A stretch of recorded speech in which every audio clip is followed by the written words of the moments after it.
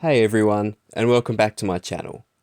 Normally I post bushwalking related videos, but today you're watching part 1 of what I have dubbed the Hobart Parks Challenge. This challenge had one simple goal: visit every single park, reserve or playground in Hobart in a single day. To top it off, I was going to be undertaking this challenge in late June, a time of year when the sun is up for just 9 hours a day. I was inspired to do this challenge just as COVID-19 lockdown was beginning. I thought to myself, is there still a way I can visit parks while all the reserves managed by the Parks and Wildlife Service were closed? As the Hobart City Council had kept most sites open, I decided to make a bit of a challenge out of it. My day consisted of gravel tracks, busy roads, bridges, dumb drivers, alleyways, staircases, and much, much more.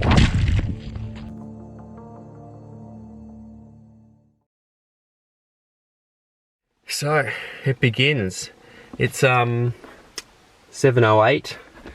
I'll set off soon, a bit before sunrise, for my big bike ride across Hobart, visiting every park, reserve, playground managed by the Hobart City Council.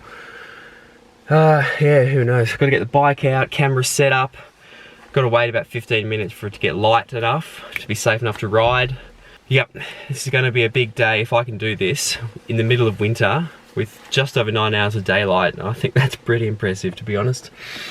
For this challenge, I had to set some parameters and conditions. I considered Hobart to be the area of land managed by the Hobart City Council. This ruled out anything south of Mount Nelson and everything north of Newtown and Lenna Valley. I was also only going to include parks and reserves managed by the council. This meant I had a number of parks I would not be required to visit: the Botanical Gardens, Barracks Reserve on Davey Street, Mount Nelson Signal Station and Truganini Conservation Area are all places managed by higher levels of government. I also ruled out places such as the Intercity Cycleway, Max's Infinity Loop, Soldiers Memorial Avenue and the exercise equipment at the regatta grounds because they aren't exactly parks, reserves or playgrounds. Finally, any oval on an educational site such as a school or university was ruled out. Before I could actually plot a route, I had to work out just how many parks there were in Hobart. While 79 are listed on the council's website, I knew this was an inaccurate figure as there were parks I'd been to which were not on the website. As a result, I had to spend many hours trawling through Google Street View and satellite imagery to find more parks and reserves. After days of searching, I came to a final tally of 104 parks, reserves and playgrounds. With the park locations sorted, I plotted a route which would see me start my bike ride in the forested suburb of Mount Nelson and finish near the coastal suburb of Taroona in what was going to be a bike ride over 70 kilometres long. This is Mount Nelson Oval and Playground, and yes, I'm wearing a high-vis vest to start with just because it's still dawn, not completely light yet. Yeah, so that's the ovals down there, and this is the playground, and that flying fox over there. There's quite a funny video of me on that flying fox when I was in college.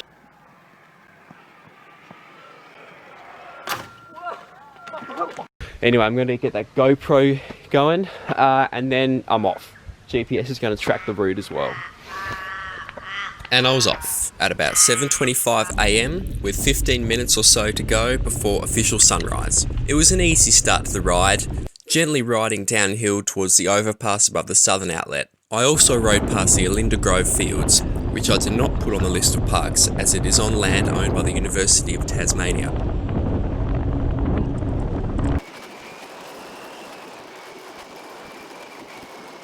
My next park to visit was in the modern suburb of TOLMANS Hill.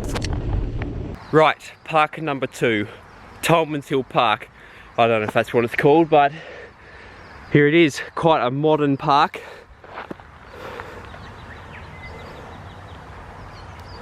The streets of TOLMANS Hill were quiet as I rode along the wide expanse of Woodcutters Road. This suburb is full of nice modern houses, yet it's extremely susceptible to bushfire. Anyway, I soon found myself leaving the streets behind and following the fire trails through Ridgeway Park, which was incidentally my 3rd park. The fire trails had some surprises in store. Oh boy, steeper than I remembered. God, that is seriously steep. Don't do anything stupid here. Just go slow. Early days, it's only sunrise now. Oh man, it's and slow. This is the worst. This is the worst bit coming up here. No, good pace. This is fine. Increase your pace, now that it. Alright, you're past the worst.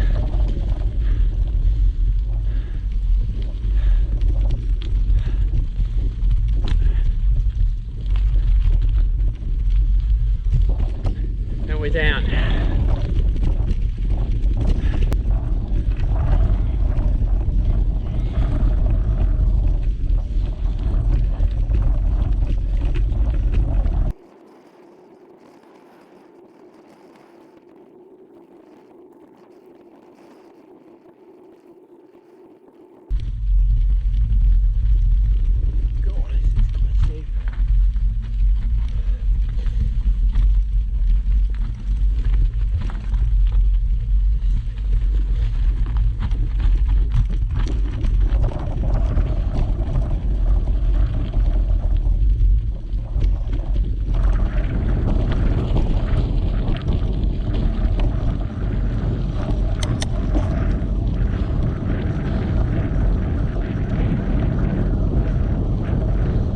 Having safely arrived on Ridgeway Road, it was now a straightforward ride up to the road's namesake town.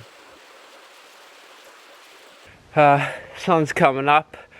For the past 5 to 10 minutes I've been going along Ridgeway Road. I'm really close to number 4 as well.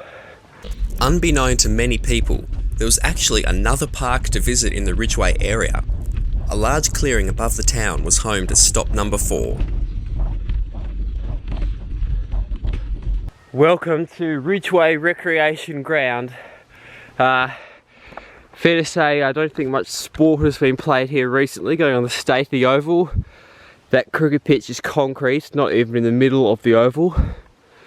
But yeah, it's actually not, it's quite a good spot here. I was soon back on the road out of Ridgeway. This time it was Chimney Pot Hill Road. The sun was well and truly up by now, and the riding was flat and easy.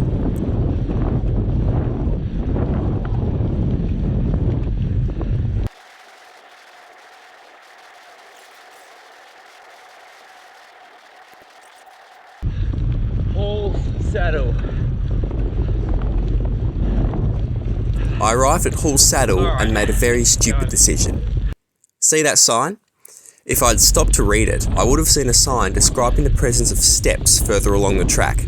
To make matters worse, I'd walked along this track multiple times before. It wasn't long until I realised the bad choice of route. Nice little spot here with the aqueducts around me, but I've made a terrible mistake. There are stairs going up to Fern Tree here, and honestly I don't know how I forgot about them because I've been on this track quite a few times. Well, I'm committed to this now, but I'm definitely going back via the road.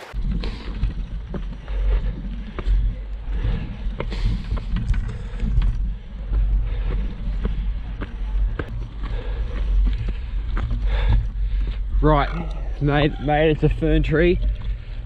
And that's park number 5, straight over there.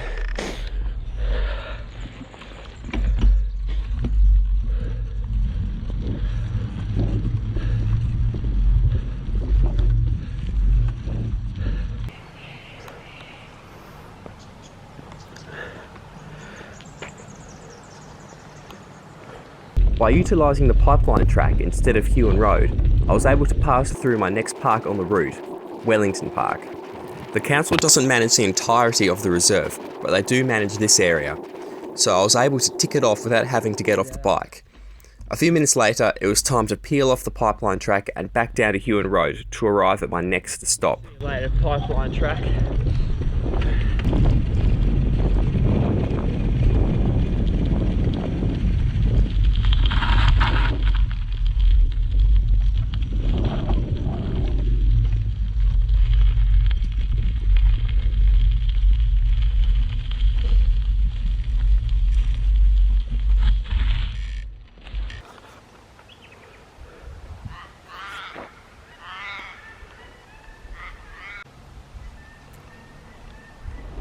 From WESTRINGA, I now had to head back down into the larger suburbs.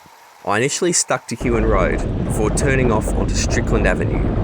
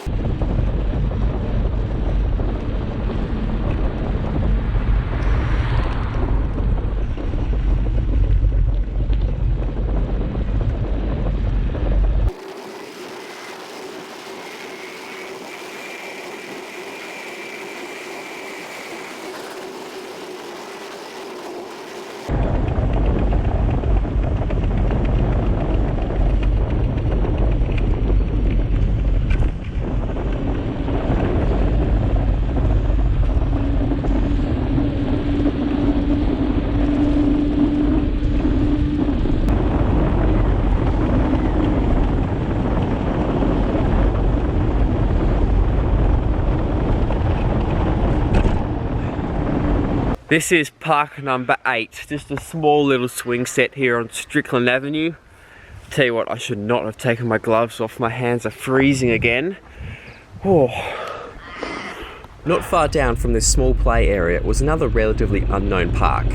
MARLYN Road was its location.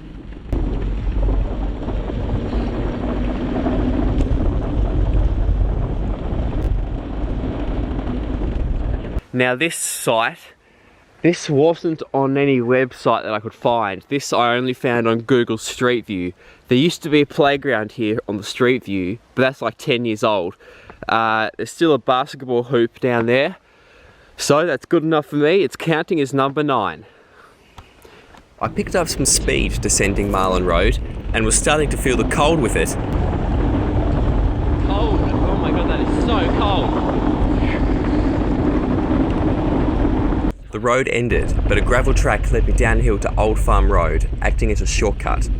It was also along this gravel track that I reached a bit of a milestone. Despite having only visited 9 of the 104 parks, I was 1/4 of the way through the ride. It had been on the whole a fairly easy start owing to the fact that it was predominantly downhill. After passing the Cascade Brewery, I reached double figures.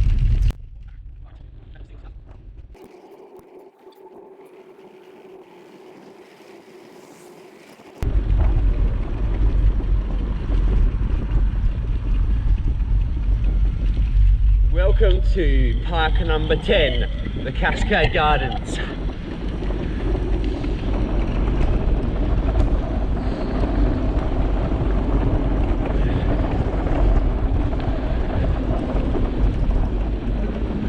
I rode straight through the Cascade Gardens and was soon back on Cascade Road. Once level with the badminton centre, I peeled off and rode up the hill to bag another couple of parks. A bit of site works going on here. I just have to divert round, won't I? Assuming I'm able to.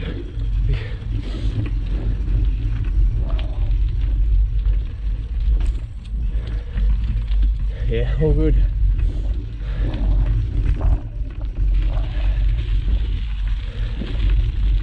I'm about to get 2 parks in quick succession here. This is Wellesley Park Playground, and just up the hill up there is my next park, which is Wellesley Park Oval.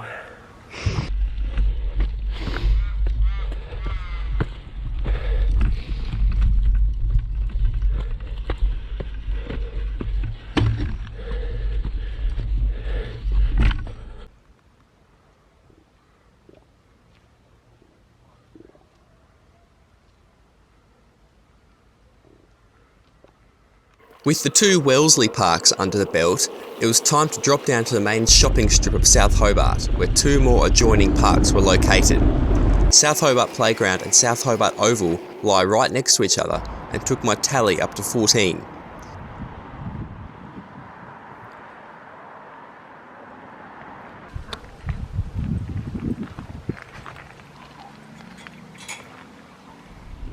It was back uphill from here, riding past a rather ugly car. It's an ugly car.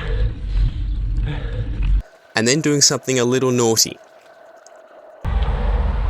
left turn only, but you know what? I don't care. I need to go this way. I then peeled off onto the undulating Romilly Street and then followed the bush track up the valley.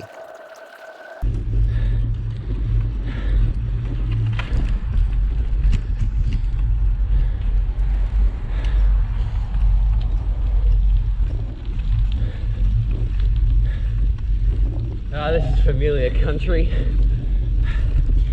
Been along this track probably hundreds of times.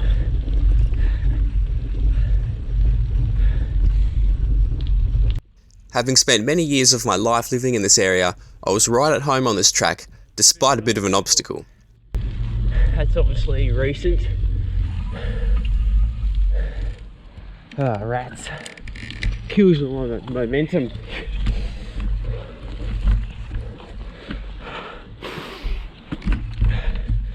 Right, now I can motor for the last few hundred metres to the reserve. It was only a matter of minutes before I arrived at the upper reaches of Waterworks Road, where the next stop was to be. And here I am at the Waterworks Reserve. I'm not going to go all the way up to the top just for time issues, etc. But yep, first reservoir here, the lower one. Incidentally, this spot here was where I filmed my tent review. Nice spot. With 15 parks done and dusted, I passed another milestone, 1/3 of the distance covered. Waterworks Road was a gradual downhill ride, and I soon came to another park overlooked on the council's website.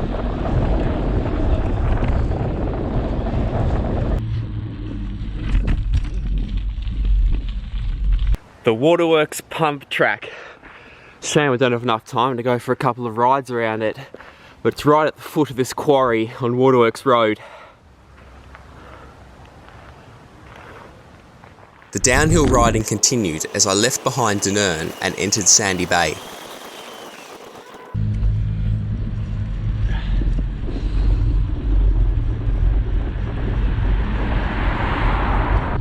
Bridger Street Primary, went to school there. My next park to tick off was a place with many memories. Parliament Street Oval, or Parliament Street Park as I've always called it. Got a lot of memories of this place because I used to live on Regent Street nearby. You had school athletics carnivals here as well, but yeah, I came here a lot, especially as well with that blue slide over there. Got some great memories of that slide. But the GoPro battery has died. A good thing I've got some replacements and a power bank.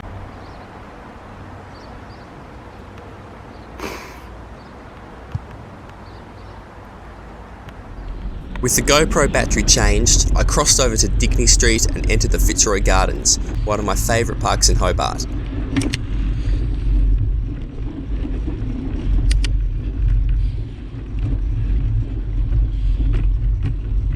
I reminisced on the old maypole swing that used to be here before heading up to cross the southern outlet. Great.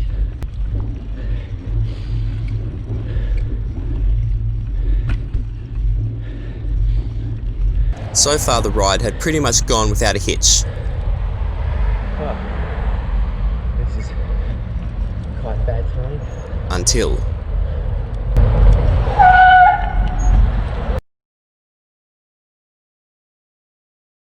Why couldn't this be a ramp?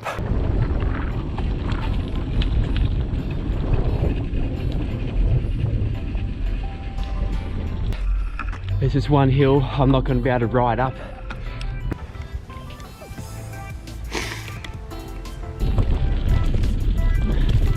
So that's a quarter of the park's done.